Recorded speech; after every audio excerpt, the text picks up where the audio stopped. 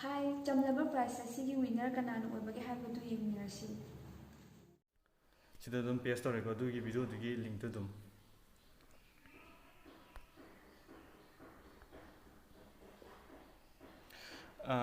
kanunda khoi comment ta video du da comment 39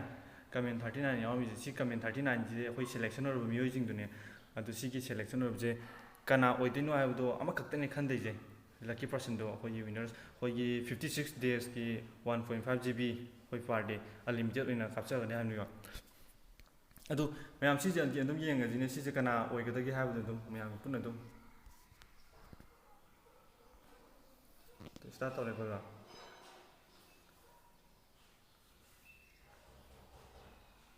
Kanano si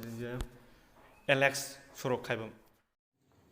Nasigi winner si Alex Rock haibamno oikre aduga winner asida RM1 Production na thamjariba recharge asi capture gani asi haibuga loinana mayam puna mapu Thoi Laimayum na thagachari.